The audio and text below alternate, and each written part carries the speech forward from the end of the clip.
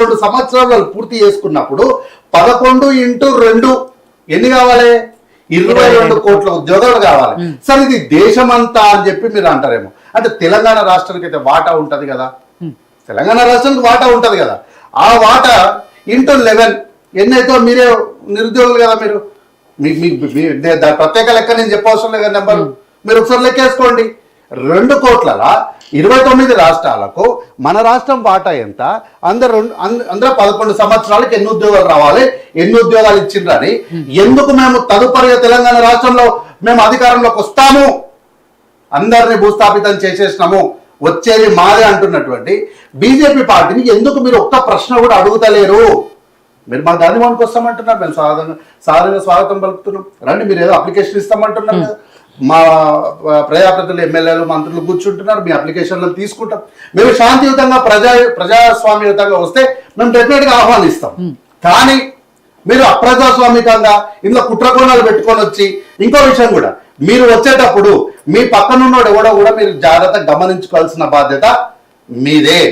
ఎందుకంటే నాయకులైనటువంటి గులాబీ రంగు నాయకులైనటువంటి వాళ్ళు వాళ్ళ ముసుగును ఇంకొక ముసుగు వేసుకొని మేము నిరుద్యోగులం అని చెప్పి మీ మధ్యలో వస్తే వాళ్ళని నిలువరించడంలో భాగంగా ఆ యొక్క ఎఫెక్ట్ మీ మీద కూడా ఉంటుంది. కాబట్టి రిక్వెస్ట్ ఏంటి అంటే, మీరు రండి, మేము వద్దంటలేము, మిమ్మల్ని స్వాగతంగా ఆహ్వానిస్తారు. కానీ మీ పక్కన వస్తున్నటువంటి వాళ్ళు ఎవరో కూడా మీరు జాగ్రత్తగా చూసుకోవాల్సిన బాధ్యత కూడా మీదే. ఎందుకంటే చూసినప్పుడు అది ఓవరాల్గా మనకు కనిపిస్తుంది, కానీ ఆ పర్సన్ ఆ ఒక్క వ్యక్తిని అని మనం ఐడెంటిఫికేషన్గా బయటికి చెప్పలేము. ఇది రిక్వెస్ట్ మాత్రమే.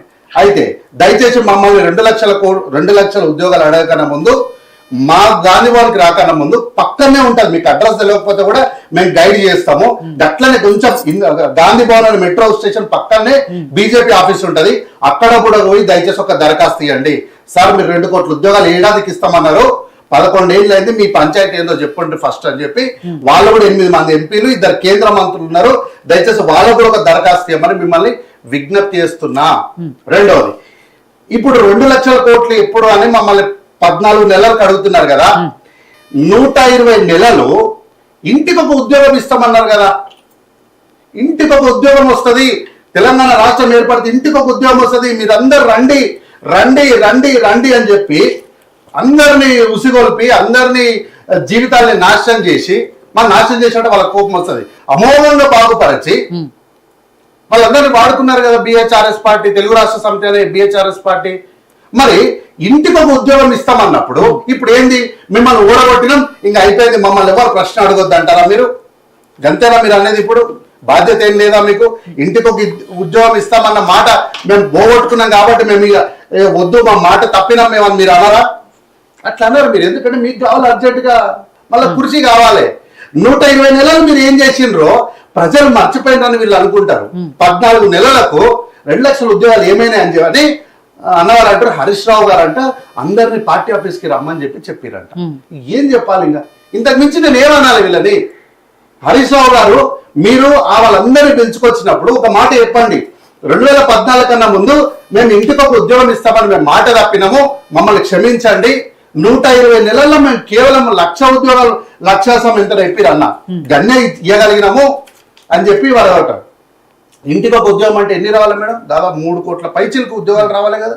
మేము అన్ని ఇయ్యలేకపోయినాము అని వారు మమ్మల్ని ఒక మాట అన్నారు. నేనైతే ఆ మాట అన్నాను, నేను ఆ మాట అన్నాను, మేము వాళ్ళమే, దయచేసి మమ్మల్ని క్షమించండి, ఒక్కొక్క నిరుద్యోగం మీరు దండం పెట్టి క్షమాపణ చెప్పండి, అప్పుడు మీరు మమ్మల్ని అంటే బాగుంటుంది.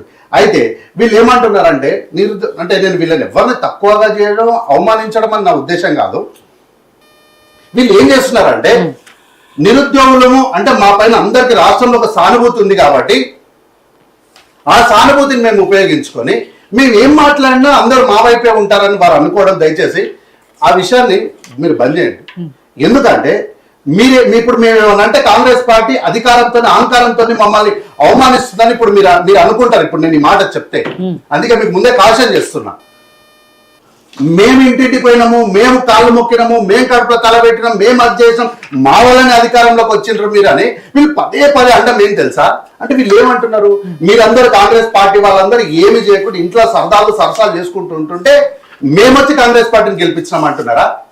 ఒక్కసారి ఎప్పుడన్నా మీరు ఇప్పుడైనా సరే మేడం మీరు ఒప్పుకుంటానంటే కెమెరా తీయండి, నా షర్ట్ ఇస్తా, నేను నా వీప్ ఎట్లా, నా వీప్ మీద ఒక దెబ్బ